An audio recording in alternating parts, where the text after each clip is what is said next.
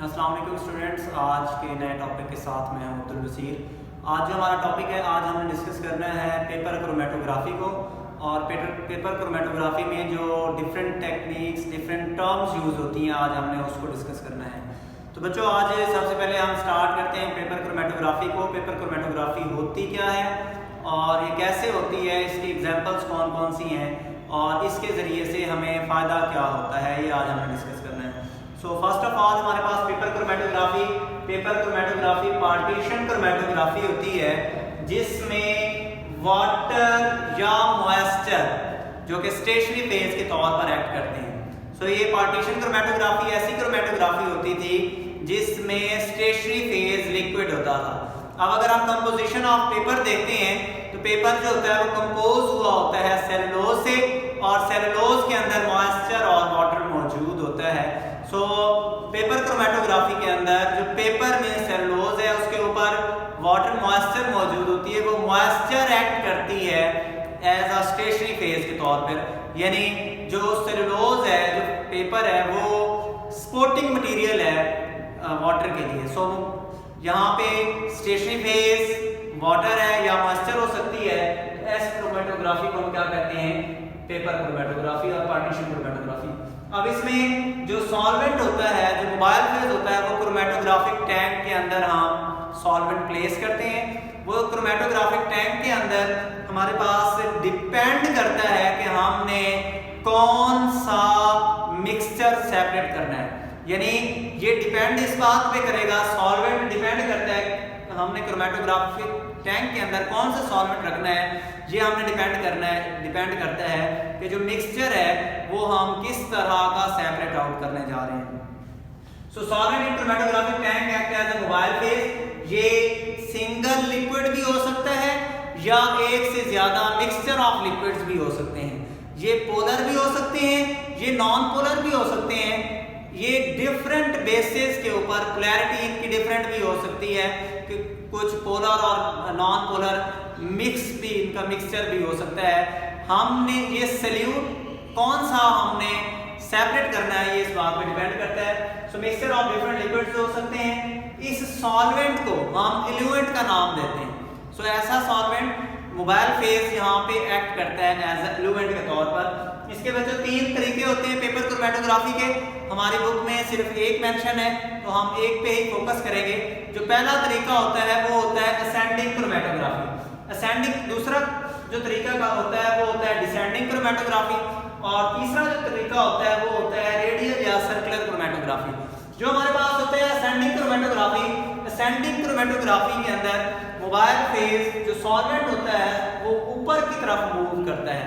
अब इसमें होता क्या है कि हमने सॉल्वेंट को नीचे रखना है, कैपिलरी एक्शन के जरिए से वो सॉल्वेंट ऊपर की साइड पे मूव करे, तो इसको हम कहते हैं कि this is called as ascending chromatography. और इसमें जो सॉल्वेंट होता है अपवर्ड मूवमेंट किसके जरिए से होती है? कैपिलरी एक्शन के जरिए से होती है। कैपिलरी एक्शन क्या होता है? Ranging of solute. अब स्मॉल क्वांटिटी के अंदर, छोटी सी ट्यूब के अंदर, बोर के अंदर अगर सॉल्यूट ऊपर की जानिब मूव कर रहा है, this is called as capillary action, जो कि प्लांट्स के अंदर काफी ज्यादा मौजूद होती है। अब ऐसे हम आते हैं इसके प्रोसीजर के ऊपर। इसका प्रोसीजर मैं आपके सामने अभी ड्रॉ करता हूं और बताता हूं कि हमने करना कैसे है। प्रोसीजर में हमारे पास सबसे पहले हमने सॉल्वेंट मिक्सचर लेना है, जो बेस किसके ऊपर करता है, जैसे हमने पहले बात की थी सॉल्वेंट मिक्सचर। हमने सैंपल कौन से रखने हैं, किन सैंपल्स को हमने सेपरेट आउट करना है। तो सॉल्वेंट मिक्सचर उस लिहाज से हम बनाते हैं, पोलर भी हो सकता है, नॉन पोलर भी हो सकता है, ऑर्गेनिक इनऑर्गेनिक ये चीजें हो सकती हैं। दूसरा है क्रोमेटोग्राफिक टैंक। बच्चों, क्रोमेटोग्राफिक टैंक क्या होता है? अब जरा यहाँ पे देखिएगा, ये अगर आपके पास एक टैंक है, जिस एक बर्तन है, एक बीकर सा है, एक क्रोमेटोग्राफिक स्पेशल टैंक होता है। अब इस टैंक के अंदर ये टैंक होना चाहिए। इस टैंक में हमने यहाँ पे सॉल्वेंट्स को रख देना होता है, सॉल्वेंट को पुट कर देना होता है। अब बच्चे जो सॉल्वेंट है, जब हम इसको रखेंगे, ये हम अपने लिहाज से देखते हैं कि कितनी क्वांटिटी के अंदर सॉल्वेंट होना चाहिए। उसके बाद बच्चे जो नेक्स्ट होगा हमारे पास आगे है 20 सेंटीमीटर वाट्समैन पेपर नंबर 1। ये मार्केट के अंदर ये अब क्रोमेटोग्राफिक पेपर हमें मिलते हैं, वाट्समैन पेपर होता है, उसको हम लेते हैं। वो आपने तकरीबन 20 सेंटीमीटर की इस तरह तरह की एक स्ट्रिप ले लेनी होती है 20 सेंटीमीटर की। अब बच्चे 20 सेंटीमीटर में आपने लेड पेंसिल के साथ तकरीबन 2.5 सेंटीमीटर के ऊपर यहाँ पे एक बेस लाइन बना लेनी होती है, जिसको हम बेस लाइन कहते हैं। ये जो बेस लाइन है ये होनी चाहिए, ये 20 सेंटीमीटर इसकी टोटल लेंथ हो, और ये बेस लाइन है। बेस लाइन हमने लगानी है लेड पेंसिल के साथ। तो ये लेड पेंसिल के साथ आपने बेस लाइन लगा दी। उसके बाद बच्चे आपने बेस लाइन के बाद जो दूसरा काम आपने करना है, जो सैंपल होता है, जो मिक्सचर, फॉर एग्जांपल यहाँ पे आपके पास डिफरेंट मिक्सचर्स मौजूद हैं। फॉर एग्जांपल ये इंक 1 है, ये फॉर एग्जांपल ये ब्लू है। इसी तरह इंक 2 है, ये आपके पास ग्रीन है। इसी तरह आपके पास तीसरा जो सैंपल है इंक 3 है, ये आपके पास यहाँ पे ये आपके पास रेड है। तो इसका मतलब एक आपके पास अननोन इंक है। बच्चे आपने क्या करना है, ये इंक्स हैं, डिफरेंट इंक्स हैं, ये ब्लू, ग्रीन, रेड, और आपके पास अननोन है। अब बच्चे अननोन के केस के अंदर आपने इस अननोन पे चेक करना है। रेफरेंस के तौर पर ये 3 आपको दी गई हैं, इसमें आपने अगर अननोन को चेक करना है, आपने क्या करना है, कैपिलरी जेट पकड़ना है, और कैपिलरी जेट में से यहाँ से इंक यहाँ पे स्पॉट लगा देना है।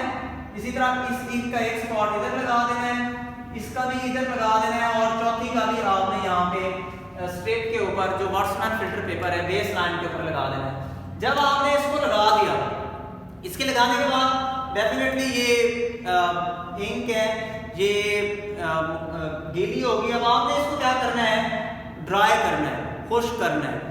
जब ये खुश्क हो जाएगा, फिर आपने क्या करना है, इस स्ट्रिप को पकड़ के यहाँ पे जो मोबाइल पे जो आपने सॉल्वेंट रखा हुआ है, यहाँ पे क्लिपर लगा होता है, इस क्लिपर के साथ इस स्ट्रिप को आपने यहाँ पे लटका देना है। ये जो क्लिपर है, इस क्लिपर के साथ आपने स्ट्रिप को लगाया, कितना लगाया कि यहाँ पे ये थी बेस लाइन 2.5 सेंटीमीटर की।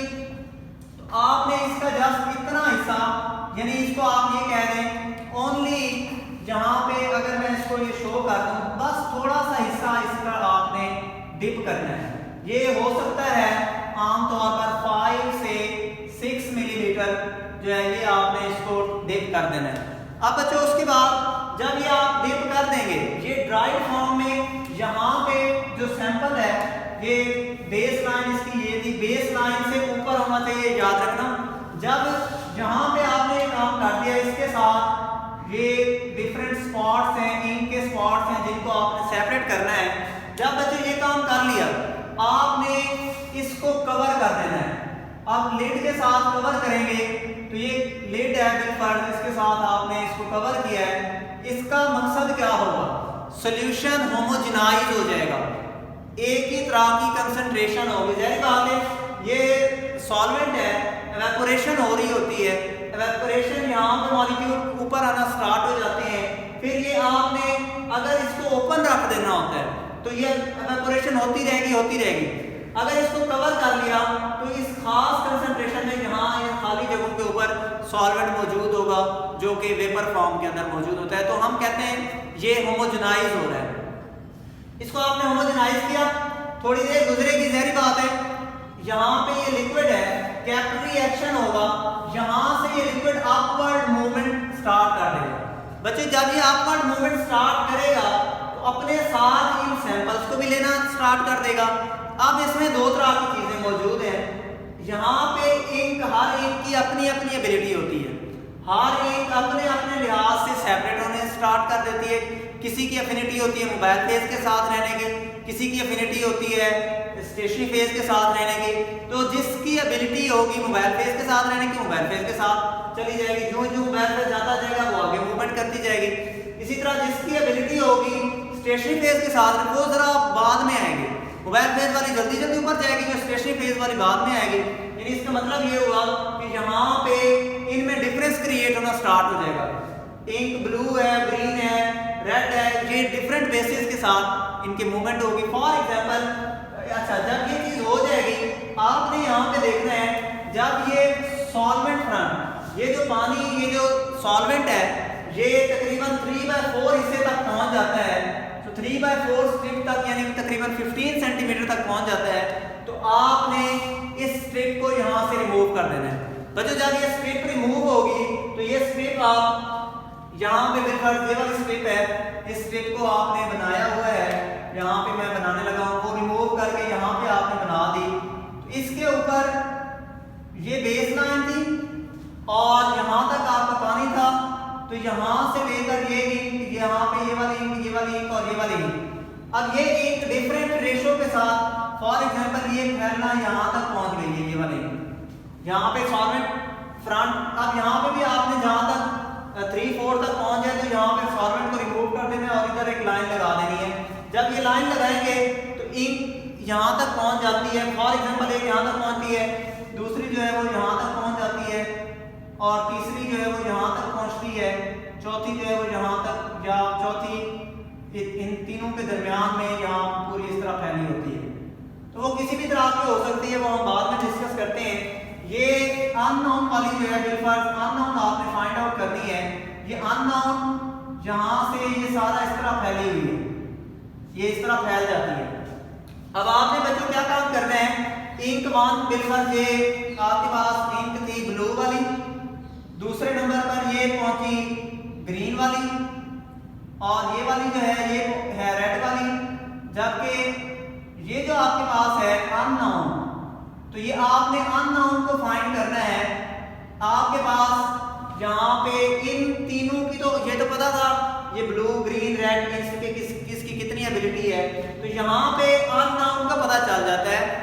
अननोन बिल्कुल वो इस तरह फैली हुई है जैसे ये आपको शो हो रहा है। तो आप क्या करेंगे, आप इसका यहाँ से मार्क करें, यहाँ से करें, यहाँ से करें, तो आप इसका सेंटर ले लें। पहले इसको जहाँ तक ये पहुँची है इसको देख लें, और ये ओरिजिनल स्पॉट था, ये सॉल्वेंट यहाँ तक पहुँच गया था, यहाँ से यहाँ तक सॉल्वेंट है, और उसके बाद ये इंक नंबर 1 है, और यहाँ पे इंक ये ब्लू वाली पहुँची है, इसका सॉल्वेंट फ्रंट, ये ग्रीन का सॉल्वेंट फ्रंट है, और इसी तरह ये जो इंक है ये आपके पास रेड का है। तो ये जो आपके पास बन गई है, तो इसका आप सेंटर ले लें। तो ये अननोन का सेंटर अगर ये आ रहा है तो इसका मतलब ये आपको पता चल जाता है। अगर वो चलेगी इसके साथ तो इसका मतलब उसमें जो अननोन है वो रेड वाली है, अगर वो जाएगी सेकंड वाली के साथ तो वो आपको पता चलेगा ग्रीन वाली है, अगर वो आएगी ब्लू वाली के साथ तो आपको पता चलेगा कि वो ब्लू वाली है, बाकी दो नहीं है, सेपरेट इस तरह कर लेते हैं। अगर वो इस तरह आ रही है तो इसका मतलब ये होगा कि ये इन तीनों का मिक्सचर है। तो मिक्सचर यहाँ पे भी शो हो रहा है, यहाँ पे भी शो हो रहा है, और यहाँ पे भी शो हो रहा है। तो इस तरह से आप डिफरेंट कंपोनेंट्स को, यानी इसमें आपको ये पता चल जाएगा इसमें ये वाली और ये वाली कितनी आपके पास इंक्स मौजूद हैं, वो आप पता कर सकते हैं। तो ये आप यहाँ तक जब आपने बात की तो इसमें एक और कंसेप्ट होता है जिसको हम कहते हैं RF वैल्यू। बच्चे अब आपने यहाँ पे साथ ही थोड़ा सा चेक करना है, ये बेस लाइन थी, बेस लाइन से सॉल्वेंट फ्रंट, इसको आपने कहना है solvent travel from base line, इसको ओरिजिनल स्पॉट से ये सॉल्वेंट यहाँ तक पहुँच गया है, तो इसको आपने कहना है कि distance travelled bye solvent from original spot. ये ओरिजिनल स्पॉट था, यहाँ से यहाँ तक डिस्टेंस पहुँच गया, तो इसको आपने क्या कहना है, this is called as base, ये सॉल्वेंट आपका यहाँ से यहाँ तक पहुँच गया। उसके बाद नंबर 2 पे आपने क्या कहना है, ये इंक ब्लू वाली, ये इसका डिस्टेंस कितना है, ओरिजिनल स्पॉट ये था, यहाँ से ये वाला स्पॉट, फॉर एग्जांपल सॉल्वेंट पहुंचा 15 सेंटीमीटर तक, और ये जो है जो ब्लू वाली है इसको मैं कहता हूँ ये पहुंचा 12 सेंटीमीटर तक, ग्रीन पहुंची 10 तक, इसी तरह रेड पहुंची आपके पास 8 सेंटीमीटर तक, और जो अननोन है वो आपके पास कहीं 11 तक पहुंची हुई है, 11 सेंटीमीटर तक पहुंची हुई है। तो इसका मतलब क्या हुआ, अब इनमें वो कहता है आपसे RF वैल्यू क्या है। RF वैल्यू क्या होगी बच्चे, हर एक की अलग अलग RF वैल्यू होती है। आपने RF वैल्यू बतानी है किसकी बच्चे, ब्लू की, फिर किसकी ग्रीन की, फिर किसकी रेड की, फिर किसकी अननोन की। तो इस तरह RF वैल्यू से कंपैरिजन करके हमें पता चल जाता है कि किसकी कितनी RF वैल्यू है, और उससे हमें फिर पता चलेगा इस RF वैल्यू से कि कौन सा कंपोनेंट है, कौन सा यहाँ पे कंपाउंड है। अब RF वैल्यू क्या होती है, ये बच्चे रेशो होती है किस किस के दरमियान में, ये बच्चे रेशो होती है distance travelled by distance travelled by solute from original spot से सल्यूट का डिस्टेंस कितना है, इसको आपने देखना है। ओरिजिनल स्पॉट क्या था बच्चों, यहाँ पे ओरिजिनल स्पॉट बेस लाइन है। इसी तरह आपने बताना है सॉल्वेंट का ओरिजिनल स्पॉट कितना है, डिस्टेंस ट्रेवल्ड बाय सॉल्वेंट कहां से बच्चों, ओरिजिनल स्पॉट से, फ्रॉम ओरिजिनल स्पॉट कौन सा था, बेस लाइन थी। तो ये आपके पास बन जाता है आरएफ वैल्यू। इसका नो यूनिट, इसका कोई यूनिट नहीं होता। Why it don't have any unit? Because it is the ratio between same quantities. ऊपर भी डिस्टेंस है, नीचे भी डिस्टेंस है। इसका मतलब ये है कि यहाँ पे इसका कोई यूनिट मौजूद नहीं है। तो अब इस आरएफ वैल्यू से आपको पता चलता है कि कौन सा सॉल्वेंट है। ये आरएफ वैल्यू आपको दी जाती है और आपको मालूम होनी चाहिए, या आपको लिटरेचर इस आरएफ वैल्यू का बता देता है। तो इससे आप जब आपके पास आरएफ वैल्यू निकल आती है, आरएफ वैल्यू क्या होगी, ग्रीन के लिए अलग होगी, ब्लू के लिए अलग होगी, इसके लिए अलग होगी। अब फॉर एग्जांपल मैं ब्लू की निकालना चाहता हूँ, तो ओरिजिनल कितना था बच्चों, 15 सेंटीमीटर था। तो ब्लू वाली के लिए क्या केस बनेगा, ब्लू की आरएफ वैल्यू बच्चों यहाँ पे जरा देखें, ओरिजिनल है 15, तो हमने रख दिया, नीचे रख दिया 15, और ऊपर कितना है, ब्लू वाली है 12 के ऊपर। तो इसको आप डिवाइड करें तो जो इसमें आ जाती है तो वो आपके पास पॉइंट्स के अंदर आ जाएगी। इसी तरह आपके पास जब दूसरे नंबर पर ओरिजिनल तो सारों में ग्रीन की कितनी होगी, तो ग्रीन में ओरिजिनल सारों के अंदर 15 है, रेड में भी ओरिजिनल उतनी ही है। तो डिफरेंस किसका आ रहा है बच्चे, जो डिफरेंट कंपोनेंट्स हैं। यहाँ पे ग्रीन की 10 है तो 10 बाय 15, इसी तरह जो रेड है उसकी 8 है। तो ये एक एग्जांपल है, ये जस्ट समझने के लिए एग्जांपल है। वैसे इस तरह की कोई ऐसी प्रैक्टिकल डाटा नहीं है कि ये प्रैक्टिकल का डाटा आपको शेयर किया जाए। ये एग्जांपल है, आरएफ वैल्यू सिंपली आपने किस तरह कैलकुलेट करनी है। So distance travelled by solute from original solvent, distance travelled by solvent from original spot से सल्यूट का डिस्टेंस और सॉल्वेंट का डिस्टेंस। तो ये आपने चेक करना है, इस तरह से आपने इस चीज के हवाले से बता देना है। अब बच्चे ये चीज हम यूज क्यों करते हैं, क्रोमेटोग्राफी को हम यूज क्यों करते हैं बच्चों। जो क्रोमेटोग्राफी होती है ये बहुत अहम टेक्निक है ऑर्गेनिक सिंथेसिस के लिए। जब हम सेपरेशन करते हैं, प्रिपरेशन करते हैं, सेपरेशन करते हैं, उसमें आइसोलेशन करते हैं, प्यूरिफाई करते हैं, तो उस वक्त हम ऑर्गेनिक कोई चीज़ हम बना रहे हैं, ऑर्गेनिक कंपोनेंट्स को, ऑर्गेनिक कंपाउंड्स को बनाने के लिए जो हम प्यूरिफाई करें, हम सेपरेट करें, या फिर हम इसको आइसोलेट करें किसी भी चीज़ को, तो उसके हवाले से प्रोडक्ट्स को आइसोलेट करने के लिए क्रोमेटोग्राफी यूज़ करते हैं। और उसके बाद बच्चे क्वांटिटेटिव और क्वालिटेटिव एनालिसिस के लिए और determination of purity of the substance, किसी भी सब्सटेंस में कौन सी चीज़ कितनी प्योर है ये बताने के लिए हम क्रोमेटोग्राफी को यूज़ करते हैं। तो ये आज आपका टॉपिक था। इसमें जो 2 टॉपिक लास्ट में रह गए हैं, जो डिसेंडिंग और सर्कुलर रेडियल क्रोमेटोग्राफी है, ये आपकी बुक सिलेबस में भी नहीं है, बुक में भी नहीं है।